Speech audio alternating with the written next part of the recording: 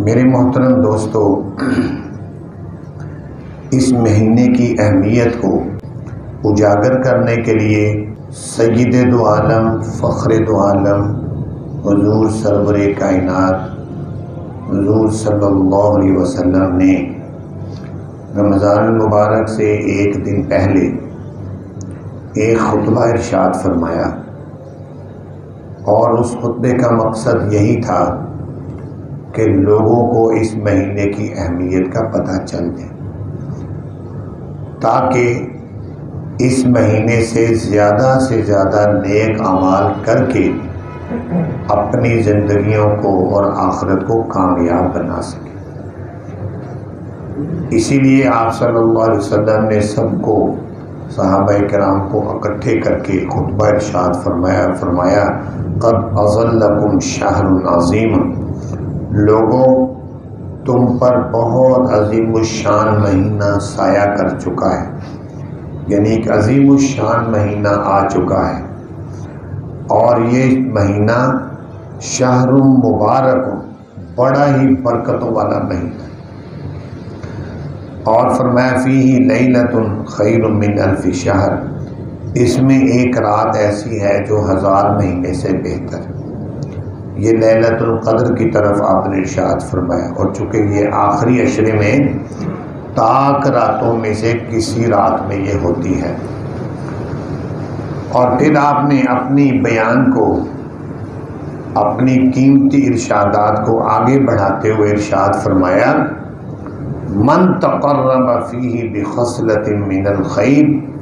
کان کمن ادی فریضۃ فیما سوا، کہ جس شخص نے بھی اس مہینے میں کوئی بھی نیکی کا کام کیا، کوئی بھی نیکی کا کام کیا، یعنی نیکی کے کام سے مراد یہ ہے نفل کام، نفل عمل کیا، چاہے وہ صدقہ خیرات سے متعلق ہو نفل عمل، چاہے وہ نماز نفل ہو، چاہے کوئی اور، یعنی فرض سے ہٹ کر نفل کام جو بھی اس مہینے میں کرے گا، تو فرمایا کانا کمن ادا فریضۃ فیما سوا، تو اس شخص کا عمل ایسے ہے جیسا کہ دوسرے مہینوں میں فرض ادا کرنے والا، مثلا 2 نفل ادا کرتا ہے، اب عام دنوں میں وہ 2 نفلوں کا ثواب ہے، لیکن رمضان میں 2 نفل ایسے ہیں جیسے رمضان کے علاوہ 2 فرض ادا کیے اس نے۔ کتنی اہمیت ہے کہ یہ سمجھ لیں، ایک مثال ہے کہ آدمی روزانہ 10 نفل پڑھتا ہے، کوشش تو زیادہ سے زیادہ کرنی چاہیے، لیکن ایک فرض کر لیں 10 نفل پڑھتا ہے، اور اگر تراویح بھی کوئی ادا کرتا ہے، تراویح چونکہ وہ بھی فرض تو نہیں ہے تو سنت موقدہ، تو پھر اس کے پاس سمجھ لو کہ ہر روز 20 تراویح اور 10 نفل، 30 فرض اکٹھے ہوتے چلے جائیں، 30 فرض اس کے نامہ اعمال میں۔ یہ ایک عام سی بات بتا رہا ہوں، نارمل کوئی آدمی اتنے نفل پڑھے، ورنہ زیادہ بھی پڑھتے ہوں گے، مثلا ظہر کے بعد 2 سنتے پڑھ کے 2 نفل ہوتے ہیں، اسی طرح مغرب کے بعد 2 سنتے پڑھ کے پھر 2 نفل ہیں، اسی طرح عشاء کے بعد 2 سنتے پڑھ کر 2 نفل ہیں، پھر 2 وتروں کے بعد پھر 2 نفل ہیں۔ اس کے علاوہ کوئی 2 نفل 4 نفل تہجد کے بھی پڑھ لے، تو اندازاً لگا رہا ہوں کہ 10 نفل پڑھے اور 20 رکھتے تراویح کی،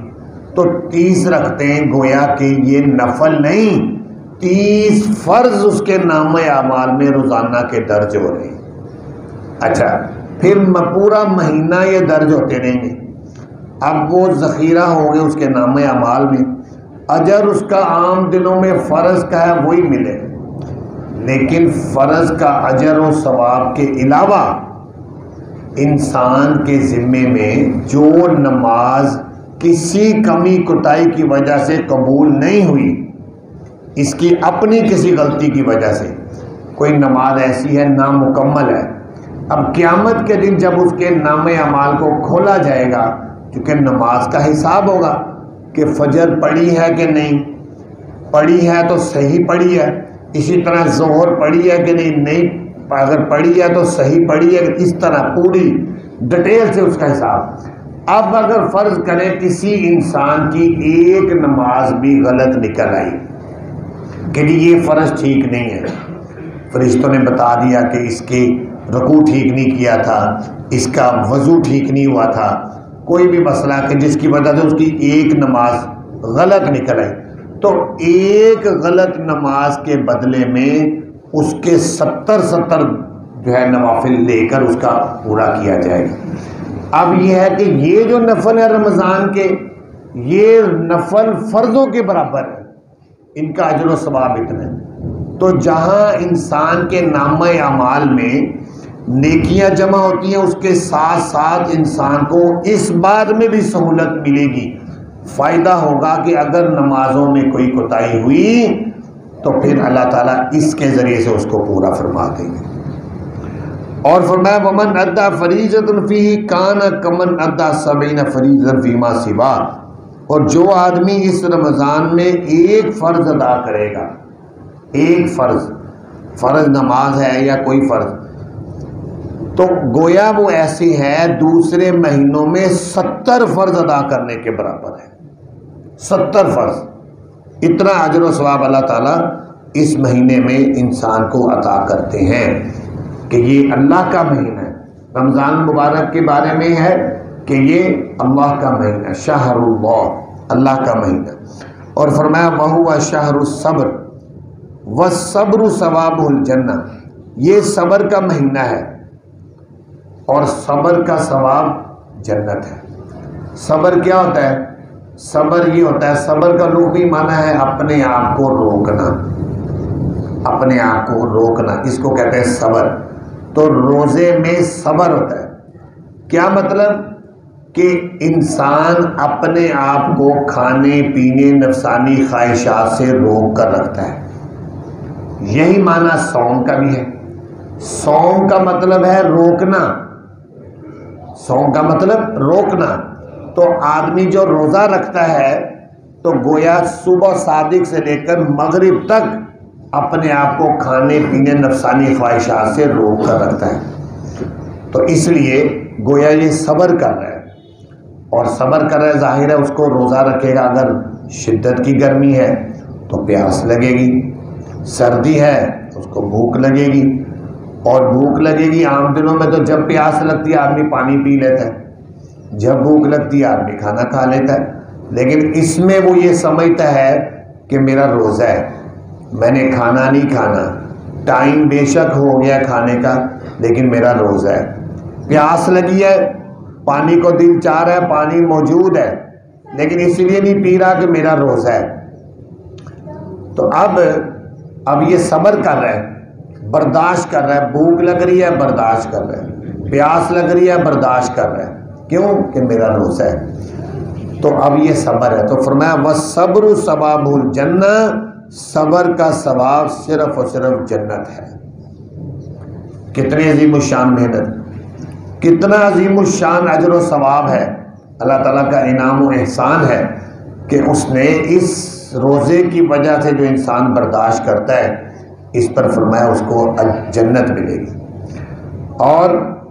پھر یہ روزہ ایسی عبادت ہے کہ باقی تمام عبادات سے یہ ڈیفرنٹ اور علیحدہ ہے۔ جتنی بھی عبادات ہیں ان سب میں یہ بات ہے کہ وہ نظر آتی ہیں، دیکھی جا سکتی ہیں، تو جب دیکھی جا سکتی ہیں اس میں ریاکاری کا، دکھلاوے کا بھی شبہ ہو سکتا ہے۔ کوئی بھی عبادت کو آپ دیکھ لیں، مثلا نماز ہے، نماز پابندی سے پڑھ رہا ہے، نفل پڑھ رہا ہے، اب جو بھی دیکھے گا اس کو نظر آئے گا کہ یہ نماز پڑھ رہا ہے،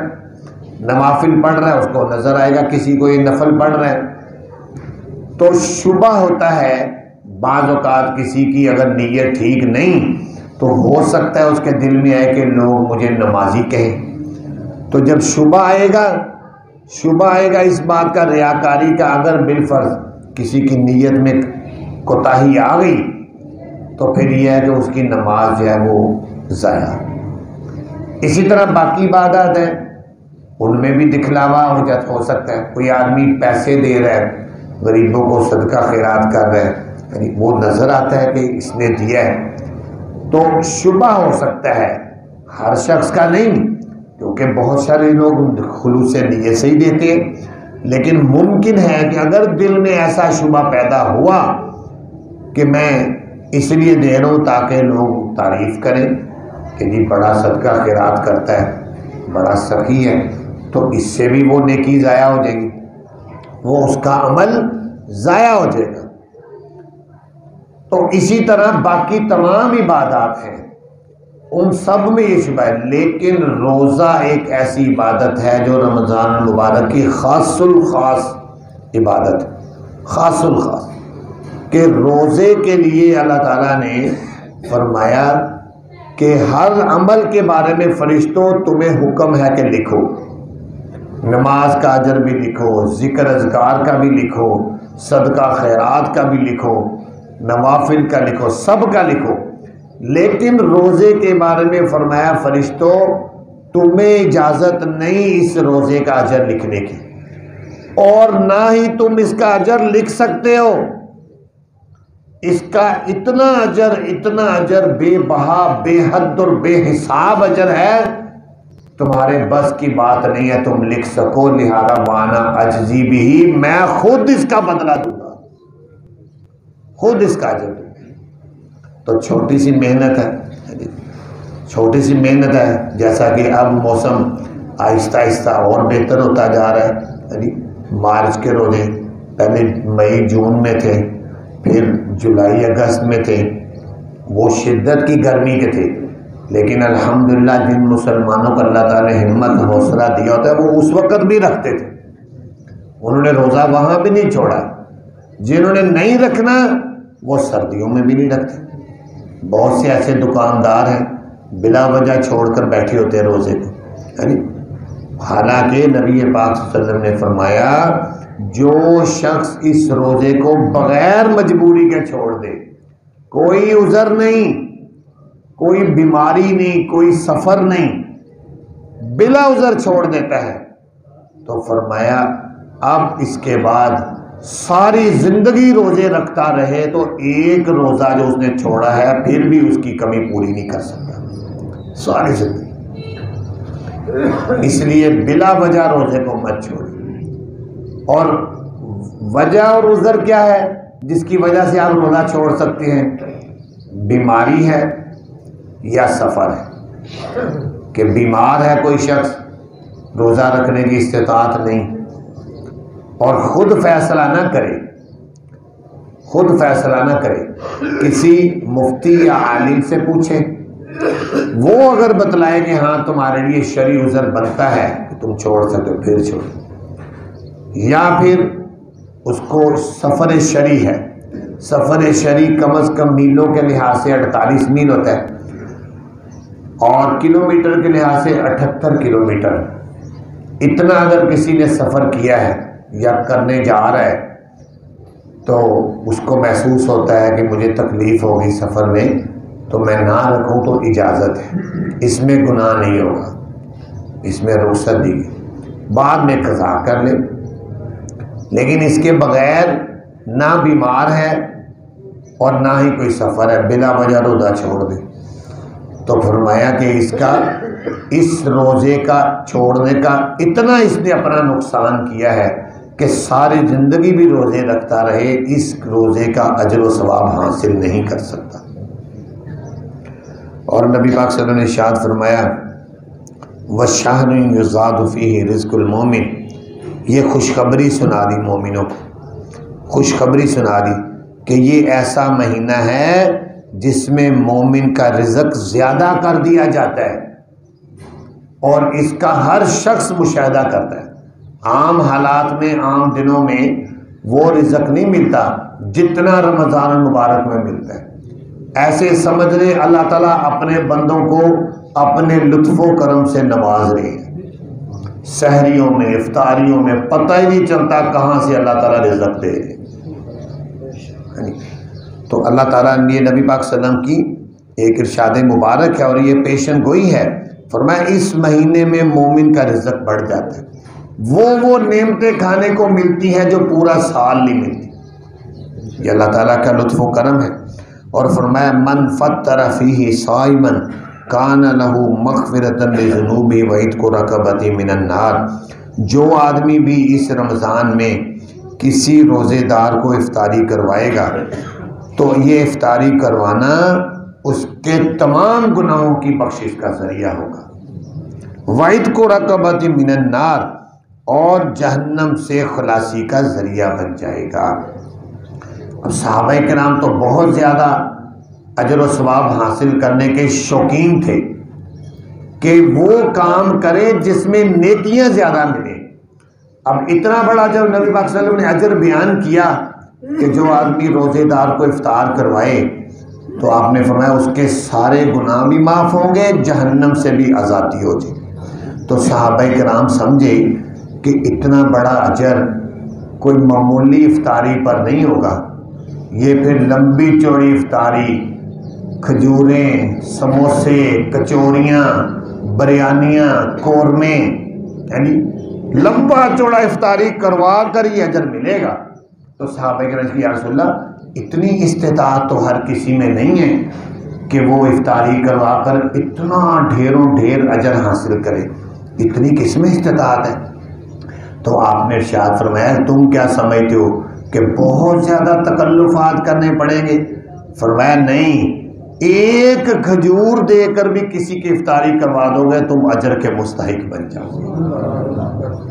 اور فرمایا دودھ نہیں، دودھ کی لسی، جس کو ہم کچی لسی کہتے ہیں، دودھ کی بھی لسی اگر کسی کو پلا کر تم نے اگر روزہ کھلوا دیا تو تم اس اجر کے مستحق ہو۔ تو اس لیے آدمی روزے جہاں رکھتا ہے ساتھ ساتھ کوشش کرے کچھ نہ کچھ کسی نہ کسی کو 2-4 کھجوریں لے کر دے دی، جو بھی حسب توفیق ہو سکے افطار، تاکہ اس اجر کا ثواب بھی ہمیں مل جائے۔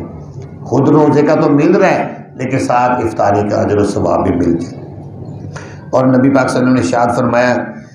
وَهُوَ شَهْرٌ أَوَّلُهُ رَحْمَةٌ وَأَوْسَطُهُ مَغْفِرَةٌ وَآخِرُهُ عِتْقٌ مِّنَ النَّارِ، یہ ایسا مہینہ ہے کہ جس کی پہلا عشرہ وہ اللہ کی رحمت ہے، اس میں اللہ کی رحمت کا نزول ہوتا ہے، اور درمیانہ عشرہ وہ مغفرت کا ہے، اور آخری عشرہ وہ جہنم سے خلاصی کا عشرہ ہے۔ اور حضرت صلی اللہ علیہ وسلم نے اس میں 3 عشروں کے الگ الگ بتلا دیے۔ پہلا عشرہ رحمت ہے، دوسرا عشرہ مغفرت، تیسرا عشرہ جہنم سے خلاصی۔ بزرگان دین محدثین فرماتے ہیں دراصل لوگوں کی بھی 3 قسمیں ہیں، ان کے لحاظ سے اس عشرے کو بتایا گیا ہے کہ کچھ لوگ ایسے ہیں جو سارا سال ہی اللہ کو یاد کرتے ہیں، نیک اعمال کرتے ہیں، گناہوں سے بچتے ہیں، تو ان کے لیے رمضان شروع ہوتا ہی ان پر رحمتوں کی بارش شروع ہو جاتی ہے، کیونکہ سارا سال بھی گناہوں سے بچے ہیں، نیک اعمال بھی کیے ہیں، تو رمضان ہوتا ہی رحمتوں کی سمندر میں وہ غوطے کھاتے اور اللہ کی رحمت کے مزے اڑاتے ہیں۔ دوسرے وہ قسم کے لوگ ہیں جو نیک اعمال باقی سال میں کرتے ہیں، ساتھ ساتھ گناہ بھی کرتے رہتے ہیں، کبھی جھوٹ بول دیا، کبھی کان سے گانے سن لیے، آنکھوں سے غیر محرم عورتوں کو دیکھا، اس طرح گناہ کرتے تھے۔ تو ملے جلے سے نیک اعمال بھی کرتے رہے، برائیاں بھی کرتے رہے۔ ایسے لوگوں کے لیے جب رمضان شروع ہوتا ہے تو شروع میں وہ پھر عبادات میں مصروف ہوتے ہیں، روزہ رکھتے ہیں، گناہوں سے بچتے ہیں، تلاوت کرتے ہیں، تراویح پڑھتے ہیں، نوافل پڑھتے ہیں، مسجدوں میں آتے ہیں، ذکر اذکار کرتے ہیں۔ پہلا عشرہ جب گزرتا ہے تو جو ہی دوسرا عشرہ آتا ہے تو دوسرا عشرہ ان کی مغفرت کا ذریعہ بن کر ان کے گناہوں کو معاف کر دیا جاتا ہے، ان پر بھی رحمت کی بارش شروع ہو جاتی ہے۔ اور تیسرے وہ لوگ ہیں جو سارا سال ہی گناہ کرتے رہتے ہیں، نہ نماز پڑھی اور نہ کوئی کسی گناہ سے بچنے کی کوشش کی۔ حالانکہ جتنا انسان گناہ کرتا ہے اتنا ہی وہ انسان اللہ سے دور ہوتا رہتا ہے، جتنا انسان گناہ کرتا ہے اللہ سے دور ہوتا رہتا ہے، اس کو اللہ سے دوری ہوتی رہتی ہے۔ جتنا انسان گناہوں سے بچتا ہے اتنا اس کو اللہ کا قرب حاصل ہوتا رہتا ہے، تقرب الی اللہ اس کو حاصل ہوتا ہے۔ تو اب یہ پورا سال گناہ کرتا رہا، نیکیاں کی کوئی نہیں، لیکن جب روزے شروع ہوتے ہیں، رمضان کا پہلا مہینہ ہوتا ہے، تو چونکہ شیاطین تو بند ہو جاتے ہیں، تو اب جو گناہ کرواتے تھے شیاطین وہ تو ہو گئے بند۔ اب خود بخود اندر سے اس کو دل میں پیدا ہو رہا ہے کہ روزہ تو رکھ رہا ہوں، نماز بھی پڑھوں اور باقی نیک اعمال بھی کروں، لہٰذا وہ اعمال کرتا ہے، پہلے عشرے میں نیکیاں کرتا ہے، روزہ رکھتا ہے، نوافل پڑھتا ہے، ذکر، دوسرا عشرہ بھی چلتا رہتا ہے۔ جب تیسرا عشرہ شروع ہوتا ہے تو آخر کار اس کی بھی جہنم سے خلاصی کا فیصلہ کر دیا جاتا ہے، اس کی بھی مغفرت ہو جائے۔ اور یہ حضرت صلی اللہ علیہ وسلم نے چونکہ اس مہینے کی اہمیت کو بیان کیا تھا کہ یہ بڑا اہم مہینہ ہے اور اس میں لوگوں کو فائدہ ہو، نقصان نہ ہو۔ اب یہ ہے کہ نقصان پہنچانے والا سرکش شیاطین اور جنات ہوتے ہیں کہ اتنا عظیم الشان مہینہ آئے اور لوگ پھر بھی نیکیاں نہ کریں۔ یہ ہو سکتا تھا اگر شیاطین کھلے ہوتے تو پھر وہ ان کو شاید روزہ بھی نہ رکھواتا، نہ کوئی تراویح پڑھتا، نہ کوئی نمازیں پڑھتا۔ اللہ تعالیٰ نے تمام شیاطین کو، فرشتوں کا، ان سب کو قید کر دو۔ اذا کان اول لیلۃ من شہر رمضان صفدت الشیاطین ومرضت الجن، کہ تمام سرکش شیاطین کو قید کر دیا جاتا ہے کہ میرے بندوں کو عبادت کرنے سے روک نہ سکے۔ اور یہ نبی پاک صلی اللہ علیہ وسلم کا ارشاد مبارک ہم کیسے اپنی کھلی آنکھوں سے مشاہدہ کرتے ہیں کہ وہ لوگ جو باقی دنوں میں نہیں بھی مسجد میں آتے تھے، رمضان میں وہ بھی مسجد میں آتے ہیں، روزہ بھی رکھتے ہیں، تراویح بھی پڑھتے ہیں، ذکر اذکار بھی کرتے ہیں، نیک اعمال بھی کرتے ہیں۔ یہ وہی وجہ ہے کہ نبی پاک صلی اللہ علیہ وسلم نے فرمایا کہ شیاطین کو بند کر دیا جائے، وہ مسلمانوں کو نیک اعمال سے روک نہ سکے۔ اور فرمایا وغلقت ابواب جہنم وفتحت ابواب الجنت، جنت کے دروازے کھول دیے جاتے ہیں، جہنم کے دروازے بند کر دیے جاتے ہیں۔ اب جنت کے دروازے کھولنے کا مطلب یہ ہے کہ انسان کو اتنے زیادہ نیک اعمال کی توفیق ہوتی ہے رمضان میں کہ جن کی بنیاد پر وہ جنت میں جانے کا مستحق بن جاتا ہے۔ اس طرف اشارہ کیا گیا کہ جنت کے دروازے کھول دیے جاتے ہیں، جو بھی عمل کیا ڈائریکٹ اوپر فوراً قبول ہوتا ہے۔ اسی طرح جہنم کے دروازے بند کرنے کا مطلب اشارہ یہ ہے کہ جن اعمال اور گناہوں کی وجہ سے یہ جہنم میں جا سکتا تھا، اللہ تعالیٰ کی طرف سے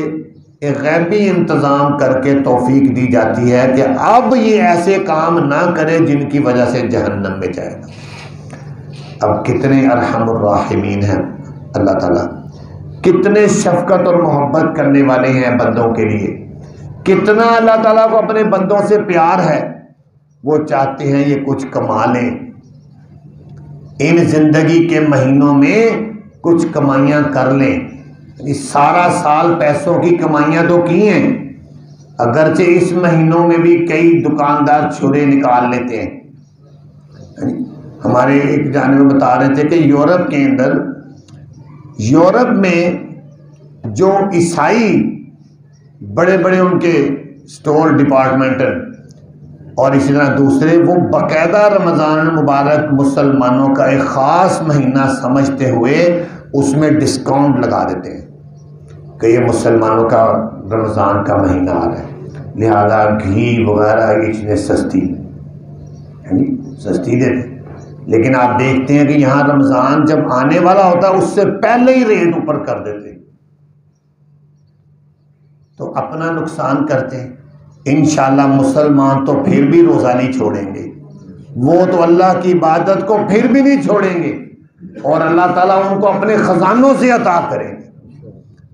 جو لوگ زیادتی کریں گے مسلمانوں کو پریشان کر کے، مہنگائی کر کے، وہ خود اپنی آخرت کے خراب ہونے کے ذمہ دار ہیں۔ اس مہینے میں نبی پاک صلی اللہ علیہ وسلم نے فرمایا کہ دیکھو اتنی سہولت کا حکم دیا گیا اور خوشخبری سنائی گئی کہ ومن خفف عن مملوکی فیہ غفر اللہ لہ وآتقہ من النار، کہ جو آدمی اپنے نوکر ملازم پر تخفیف کر دے، اس کی ڈیوٹی میں ہلکا کر دے، تو فرمایا اس کی وجہ سے اس کی بخشش ہو جائے گی اور جہنم سے نجات مل جائے گی۔ اب یہ دیکھیں غلام کے لیے، یعنی جو ملازم ہوتا ہے فیکٹری کا ملازم یا جو، تو اس کے لیے سہولت کرنے پر بھی بخشش کے فیصلے ہو رہے ہیں۔ تو آپ اندازہ کہ اس سے جو چیزیں ہیں جو مسلمانوں نے عام استعمال کرنی، اگر وہ سستی کریں گے اس پر اجر نہیں ملے گا، بہت اجر ملے گا۔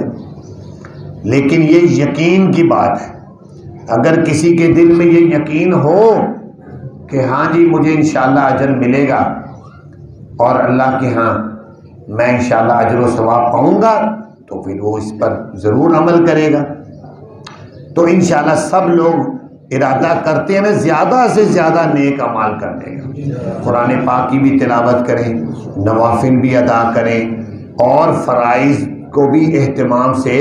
جو مرد حضرات ہیں وہ گھروں یہ مسجد میں آ کر باجماعت نماز ادا کریں۔ اور میں نے گزشتہ جمعے میں بتلایا تھا سب لوگوں کو کہ رمضان المبارک کو قیمتی بنانے کی باتیں جو کی تھی، ان میں سے جو مین بات یہ بتائی تھی جو تین کے مسواک کر کے وضو کر کے پھر فرض ادا کریں۔ ہر شخص 30 روپے کی مسواک ہے وہ لے لے، اپنی جیب میں ڈال لے، جب موبائل کی جگہ ہے جیب میں مسواک کی بھی بنا لیں، تو مسواک کر کے نماز ادا کریں، کئی گنا اجر بڑھ جائے گا۔ پھر نماز باجماعت ادا کریں اور روزے کو نہ چھوڑیں، روزہ ہر صورت میں ادا کریں۔ اللہ تعالیٰ سے دعا ہے اللہ تعالیٰ ہمیں اس رمضان مبارک کو قیمتی بنانے کی توفیق عطا فرمائے۔ وآخر دعوانا ان الحمد للہ رب العالمین۔